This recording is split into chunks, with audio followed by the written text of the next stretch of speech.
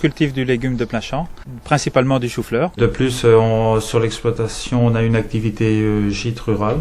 J'ai un salarié et 2 agriculteurs puisque nous avons fondé un groupement d'employeurs. En fait, c'est une personne qui est disponible pour les 2 exploitations toute l'année. Si je fais ce métier-là, je pense que c'est parce que mes parents m'ont transmis un peu leur passion. C'est un métier qu'on est en pleine nature, on est un petit peu libre de faire ce qu'on veut, tout en sachant qu'on travaille quand même avec des produits vivants.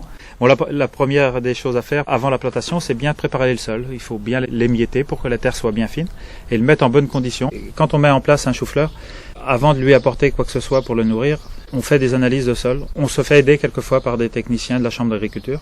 Toutes ces méthodes-là, un peu plus modernes, un peu plus sophistiquées, qui nous permettent de savoir au milligramme près presque ce qu'il nous faut pour un chou-fleur. Au niveau d'environnement, c'est une meilleure chose aussi. Le plant, je ne le fais pas moi-même, j'achète le plant, puis je le cultive pendant une période suffisamment longue. Ça dépend des variétés. Il y a des variétés qui demandent 3 mois, d'autres variétés qui demandent 8 mois. Si on a des températures assez chaudes, on peut avoir des quantités importantes à récolter.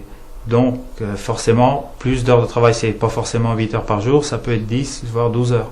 Et par contre, après, on peut avoir des périodes un peu plus calmes. C'est la météo qui règle tout.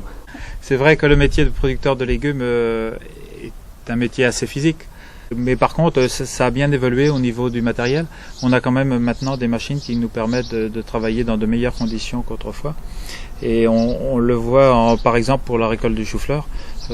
Pour mettre en cajot le chou-fleur, on n'a plus besoin de porter les emballages derrière les personnes qui coupent.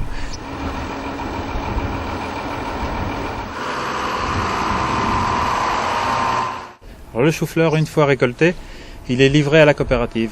La coopérative, c'est quoi? C'est le marché au cadran. Elle met la marchandise produite par les agriculteurs de la région à disposition de tous les négociants, que ce soit des négociants qui vendent sur la France ou à l'étranger. Pour s'installer agriculteur maintenant, c'est vrai qu'il faut une bonne formation de base. Il est nécessaire d'avoir des connaissances un petit peu en chimie et en agronomie. Il faut savoir aussi faire beaucoup de choses autres, notamment la réparation de matériel. Une chose en fait qui s'est bien améliorée aussi dans notre secteur, c'est l'informatique qui nous permet de communiquer soit avec la coopérative ou avec les centres de gestion. Faut savoir qu'en étant agriculteur, c'est très difficile de faire des plannings de vacances. Il y a beaucoup d'agriculteurs qui sont en forme sociétaire.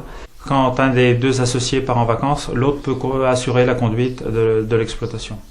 À un moment où on demande aux consommateurs de manger beaucoup de légumes, je pense que le métier de légumier a encore un certain avenir.